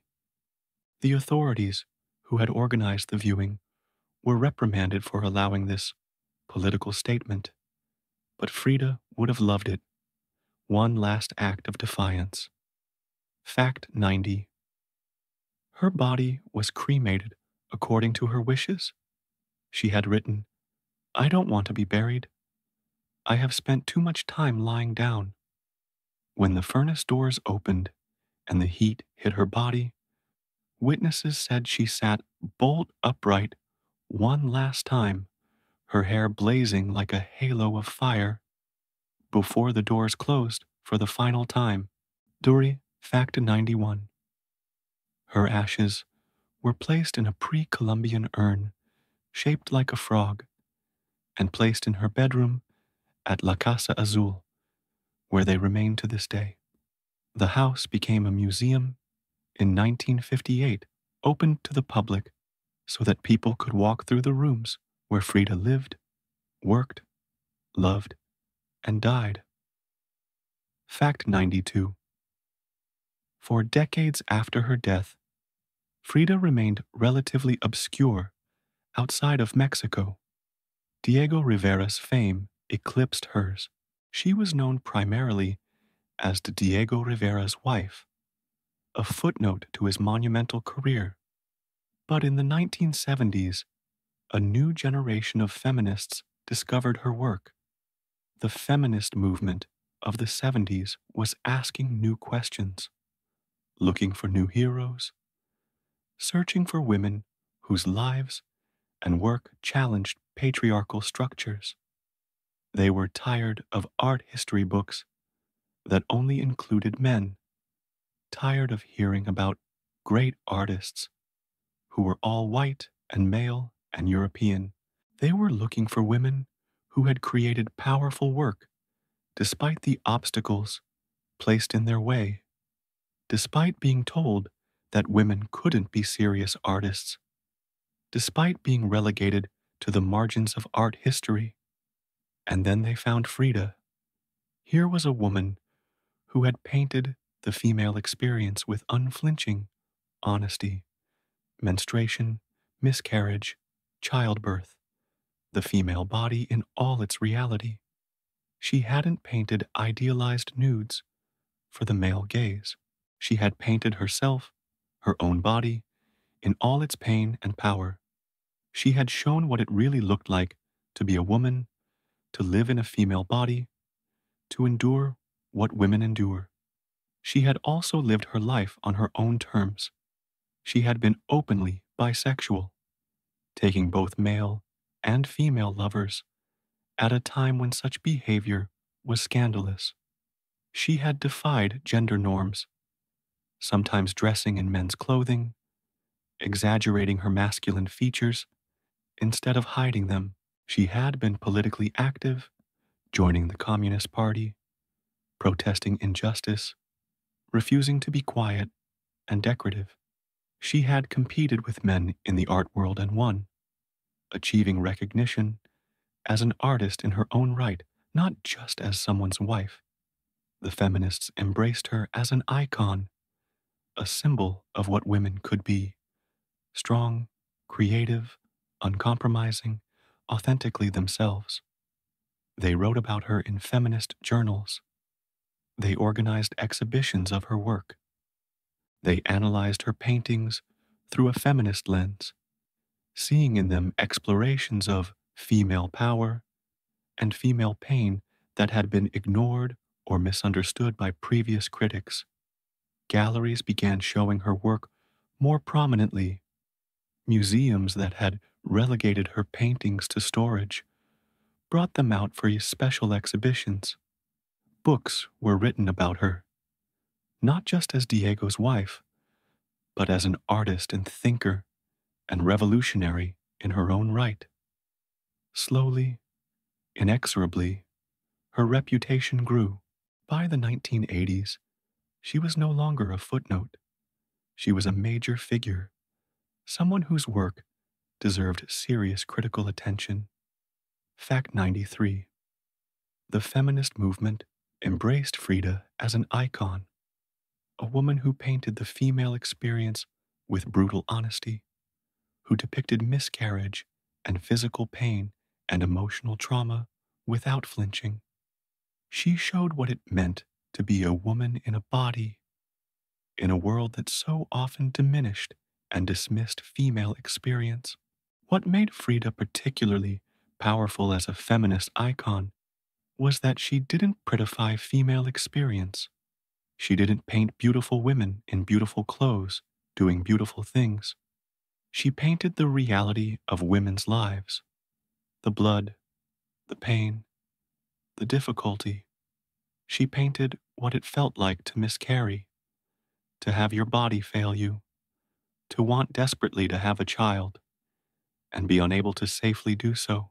She painted what it felt like to be betrayed by your husband, to have your heart broken, to feel rage and sorrow and despair. In her painting, Henry Ford Hospital, she shows herself lying naked on a hospital bed after a miscarriage, blood pooling beneath her, tears on her face, floating in a void with the 6 objects connected to her by red umbilical cords: a fetus, a snail, a broken pelvis, medical equipment. It's disturbing, graphic, heartbreaking. It's also one of the most honest depictions of a pregnancy loss ever created. For women who had experienced miscarriage, who had been told to be quiet about it, to get over it, to try again, this painting was revolutionary. It said, "Your pain is real. Your loss matters. You don't have to pretend it didn't happen." Or consider My Birth, where she shows a woman's head and shoulders disappearing under a sheet while a baby's head emerges from between her legs. The woman giving birth is possibly dead. The Virgin of Sorrows hangs on the wall above, witnessing this moment of profound ambiguity. Is this birth or death? Creation or destruction?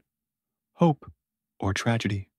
It's a painting that refuses easy answers, that acknowledges the complexity and danger of childbirth, the way women literally risk their lives to bring new life into the world.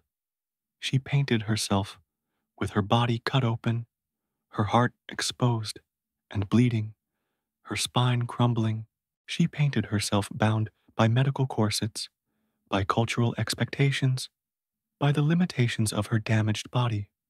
But she also painted herself free, flying, dancing, embraced by the universe, crowned with flowers, powerful despite everything. She showed both the prison and the possibility of escape, both the wound and the healing, both the victim and the survivor.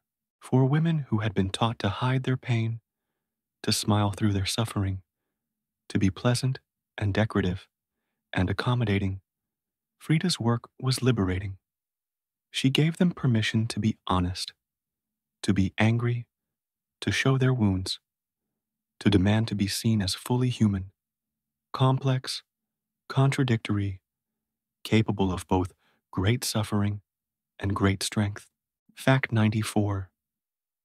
The publication of Hayden Herrera's biography, Frida, a biography of Frida Kahlo, in 1983, brought Frida's story to an international audience. The book became a bestseller, and suddenly everyone wanted to know about this extraordinary artist who had suffered so much and created so brilliantly.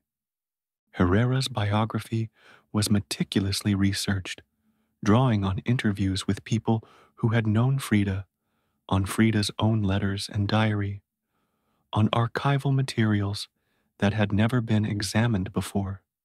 She told Frida's story with empathy and insight, contextualizing her life within Mexican history, explaining the political and cultural movements that shaped her, analyzing her paintings with intelligence and sensitivity. The book revealed details of Frida's life that had been unknown or glossed over. The full extent of her injuries from the bus accident, the number of surgeries she endured, the chronic pain that plagued her throughout her life. It explored her complicated relationship with Diego Rivera, showing both the deep love and the terrible pain they inflicted on each other. It discussed her affairs with both men and women, her political commitments, her friendships with other artists and intellectuals. It traced the development of her artistic style, explaining how she synthesized Mexican folk art with European techniques to create something entirely original.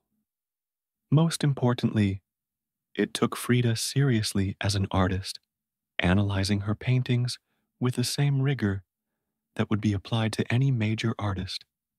Herrera showed how Frida's personal experiences were transformed into universal statements, how her very specific pain became a language that spoke to people across cultures and decades. She demonstrated that Frida wasn't just interesting because of her tragic life story. She was important because of the power and originality of her art. The biography sparked a Frida Kahlo renaissance. Suddenly, everyone was talking about her. Museums organized major retrospectives.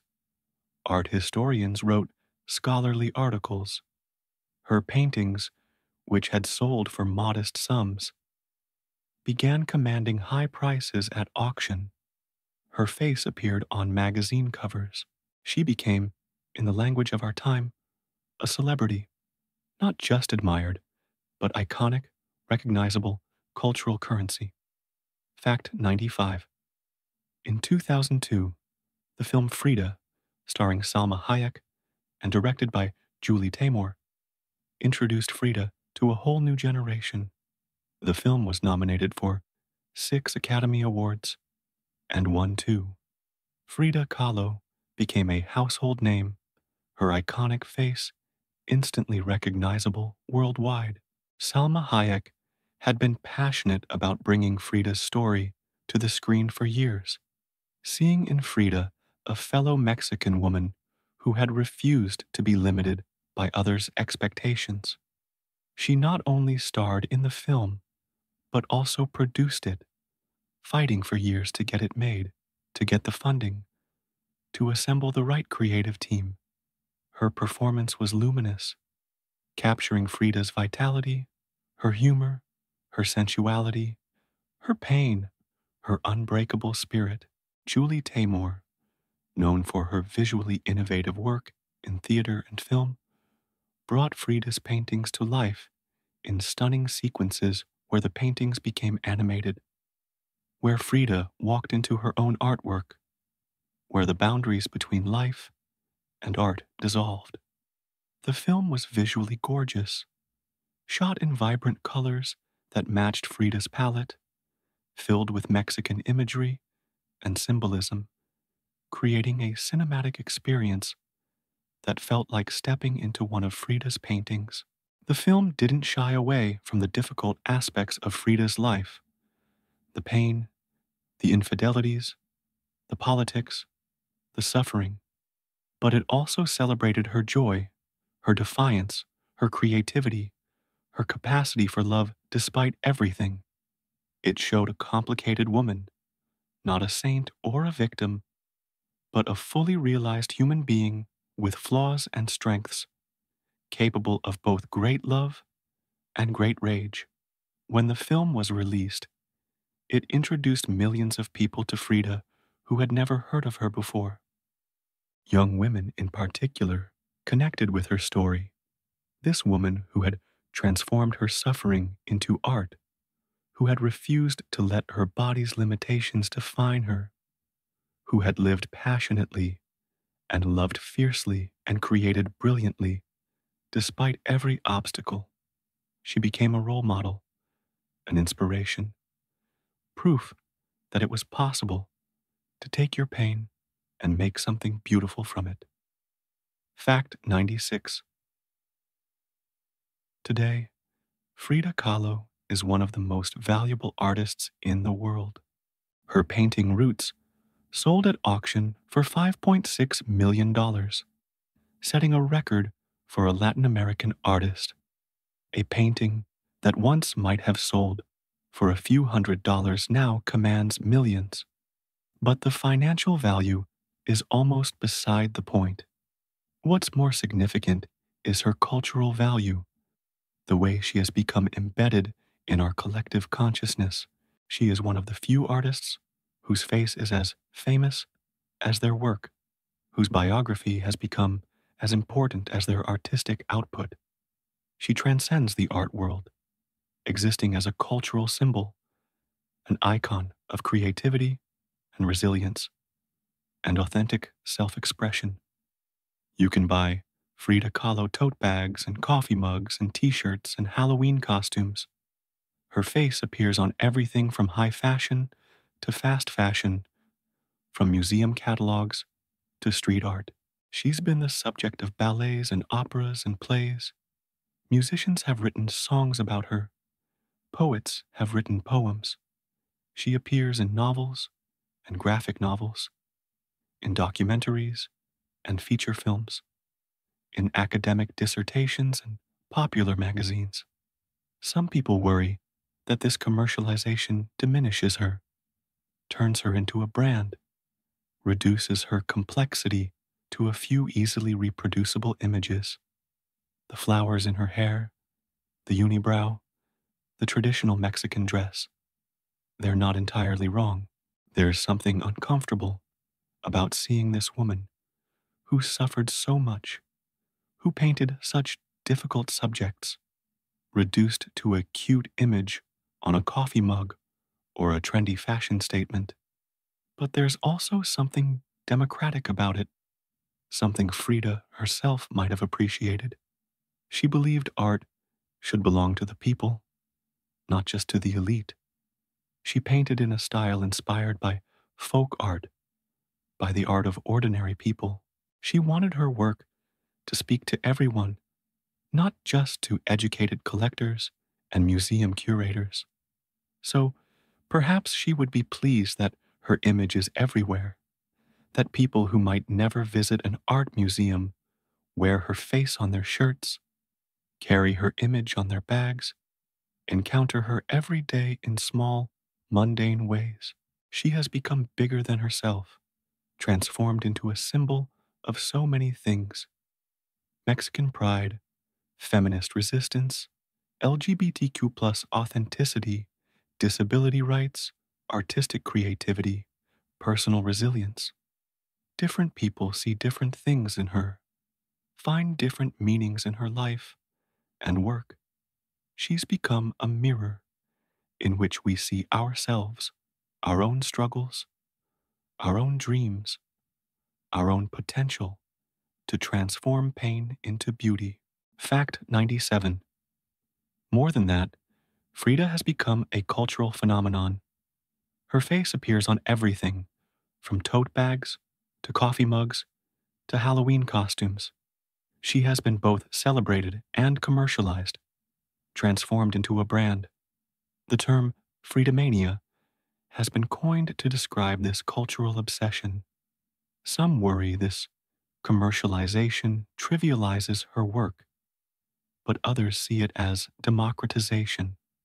Frida belongs to everyone now. Fact 98. La Casa Azul, the Blue House, is one of the most visited museums in Mexico City, welcoming 25,000 visitors each month.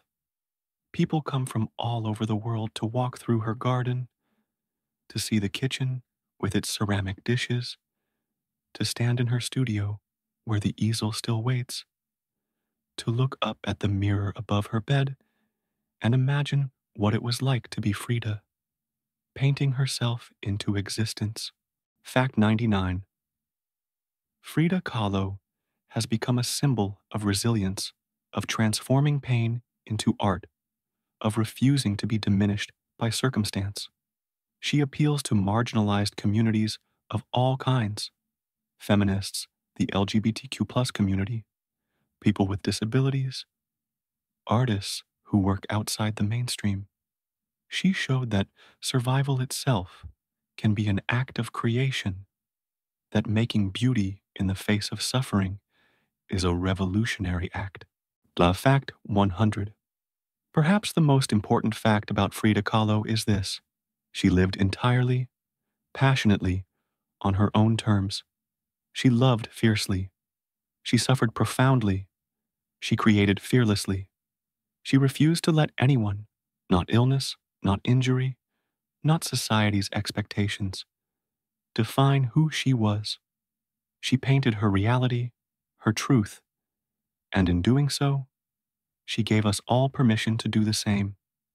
She remains, even now, 70 years after her death, a beacon for anyone who has ever felt broken, anyone who has ever struggled to transform pain into something beautiful, anyone who has ever refused to give up. Viva la vida, viva Frida. And so, we come to the end of our 100 facts about Frida Kahlo. I hope this journey through her extraordinary life has brought you some peace, some inspiration, perhaps some comfort. If you enjoyed this exploration, please consider liking this video and subscribing to Soft Stories of Great Minds. There are so many more remarkable lives to discover together, so many more stories waiting to be told in that soft, gentle way that helps us rest. Until next time, sleep well, dream beautifully, and remember, like Frida, you too have wings to fly. Good night.